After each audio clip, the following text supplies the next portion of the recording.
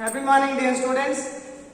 In the previous class, we have discussed the several topics in the semiconductor physics, namely semiconductors and its types, extrinsic semiconductor, intrinsic semiconductor, and we also discussed the direct and indirect band gap semiconductors. Now, in this today's class, I am going to discuss regarding an interesting topic called drift current. Here, the drifting is nothing but movement. So we know that drift current is nothing but because of the movement of charge carriers, some current is generated inside the material. Such a current we call it as drift current. But as we are speaking in the case of semiconductors, we know that in the semiconductors we are having two types of charge carriers. One is electrons in the conduction band and the other one is holes in the valency band. So as a result, the drift current in the semiconductor is because of these two types of charge carriers, that is electrons in the conduction band and holes in the valency band. So we are going to discuss the total drift current in the semiconductor. The basic reason for the arising of drift current in the semiconductor is, we know that semiconductor is a bad conductor of electricity at 0 degrees Kelvin. In other words, we can say that it acts as an insulator at 0 degrees Kelvin. And we also know that at the same time, semiconductor behaves as a conductor or good conductor of electricity at room temperature. Hence, the name itself it is semiconductor. That means at some temperature it behaves like an insulator, at some another temperature it behaves like a conductor. That all depends upon the temperature of the semiconductor. Simply we can say that. So at room temperature is nothing but 27 degrees centigrade, or in other words in the terminology of Kelvin, 273 degrees Kelvin. So at room temperature, some of the covalent bonds in the semiconductor material will broken, or simply we can say that as a result we can have free electrons in the conduction band as well as holes in the valency band. These electrons and holes will move randomly in all directions at room temperature. As a result, they possess some current, and they constitute some current. That current we call it as drift current. But this drift current is as the electrons and the holes move randomly in all directions. Because of that, this drift current,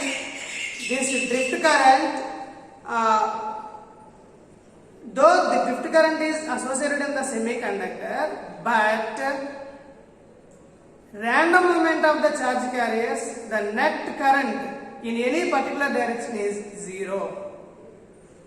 But at the same time, if we apply the external electric field across such a semiconductor, then all the charge carriers, in the sense in the semiconductor we have two types of charge carriers, that is electrons as well as holes. Electrons as well as holes, both the charge carriers experience some force in the direction of applied field. Because of that force, the electric current is constituted or possessed by the charge carriers. That current we call it as drift current.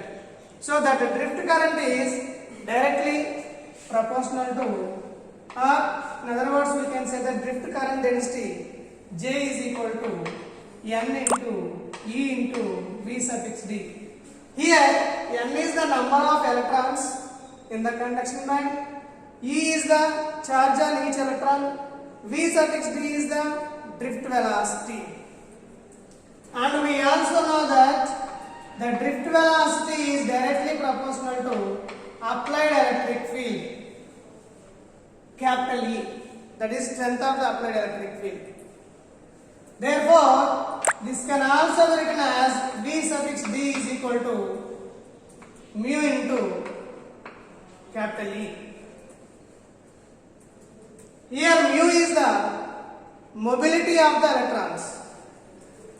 If we substitute this drift velocity value in the above equation, let it be named as equation number 2, name it as equation number, substitute 2 in 1.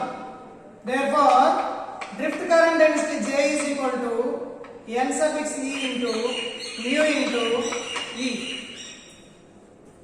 This is for the electrons. Hence, I represented it as Jn drift. Here, N indicates the drift current density for the electrons. Therefore, N into small e into mu into capital E. Similarly, for the holes,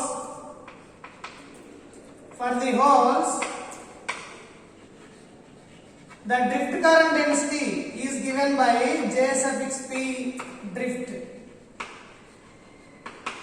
That is equal to P into small e into mu in. Here mu suffix N, that is mobility of charge carriers for electrons. Mu suffix H, mobility of charge carriers for the holes. Therefore, the total drift current in the semiconductor is given by J drift, that is equal to Jn drift plus Jp drift.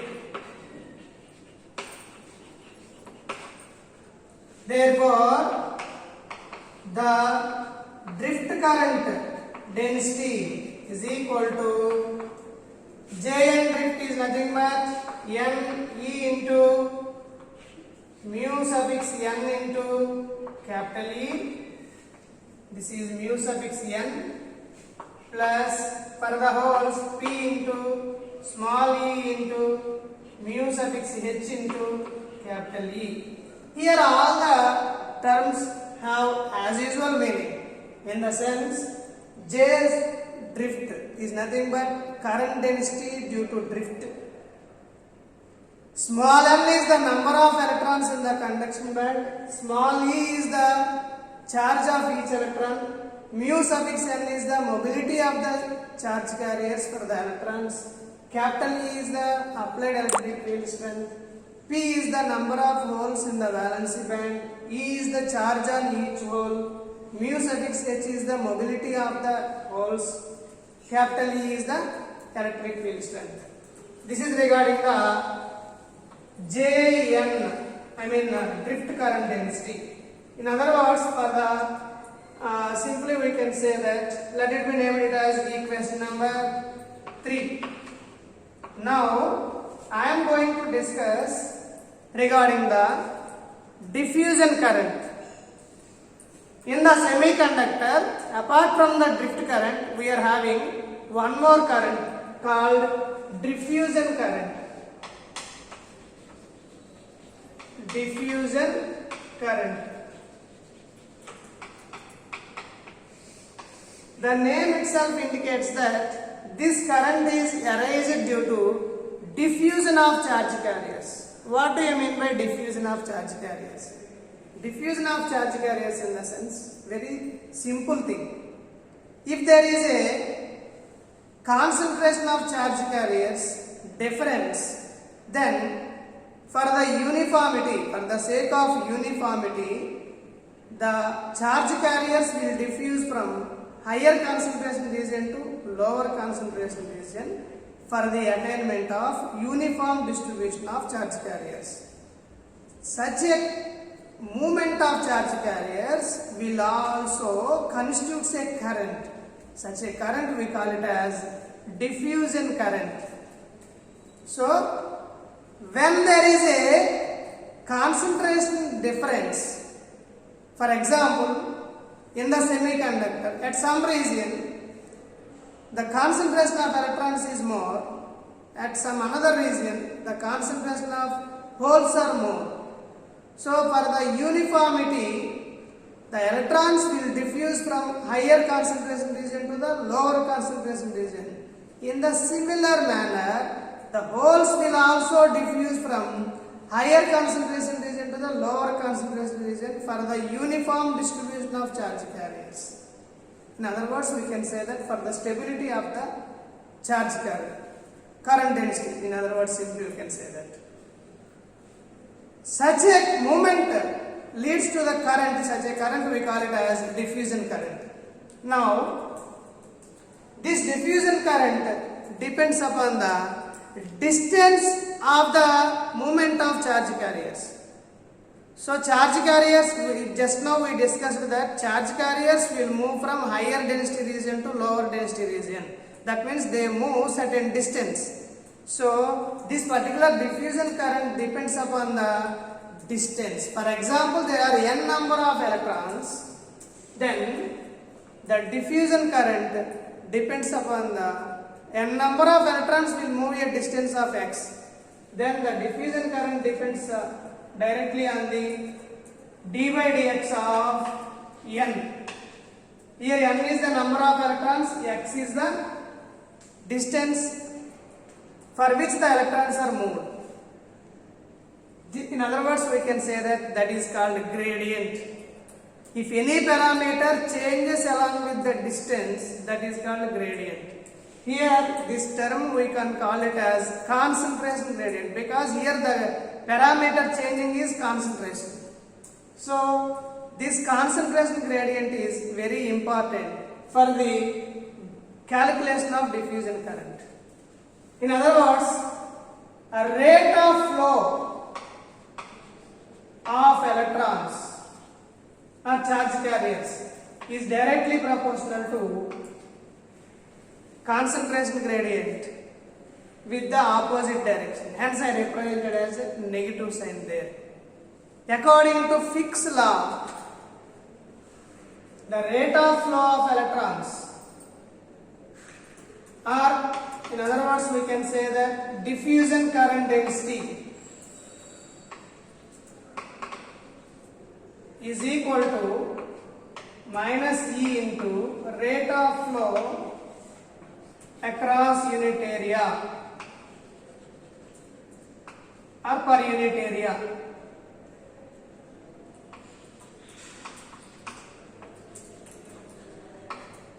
Therefore, diffusion current density for the electrons is equal to minus E into minus of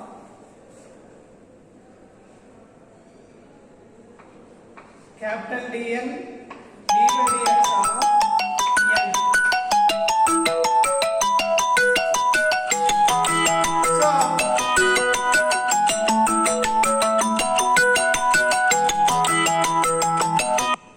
this can be here also we can write it as rate of flow is equal to minus of d suffix n. Here d suffix n is the proportionality constant. In other words, we can say that diffusion coefficient for the electrons. Therefore, diffusion current density for the electrons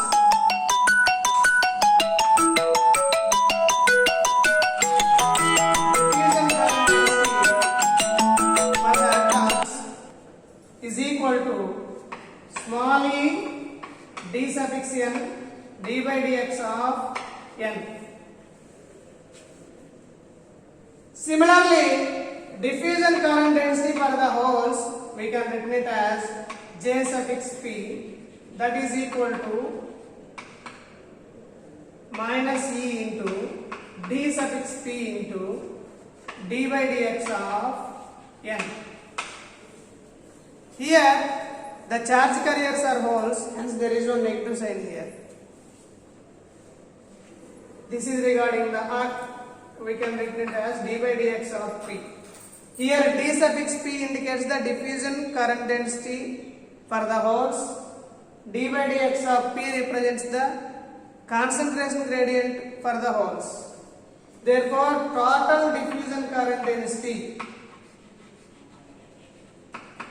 is equal to Jn diffusion plus Jp diffusion. this can be written it as E into d suffix n into d by dx of n plus minus E into d suffix p into d by dx of p. Name it as equation number 4. Now the total current density in the semiconductor is the sum of the drift current density as well as diffusion current density. Therefore this can be written as J is equal to J drift.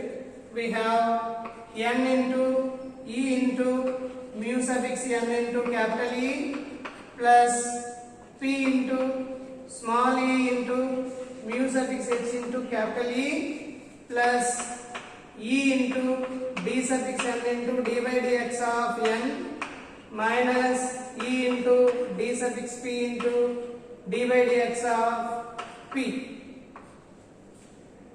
So, if you observe carefully, in all the terms small e is common.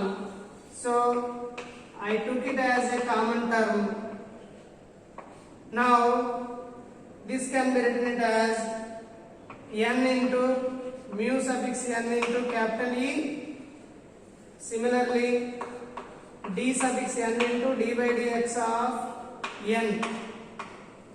This is for the electrons. Similarly, for the holes, we have p into mu suffix h into capital E minus d suffix p into d by dx of p. So this is the expression for the total current density in the semiconductors. If you observe carefully, in this expression we have diffusion current expression is also there and drift current expression is also there. I separated it as this is the total current density for the electrons. That is, this particular first term represents the drift current density for the electrons. The second term represents the diffusion current density for the electrons. The third term represents the drift current density for the holes. Fourth term represents the diffusion current density for the holes.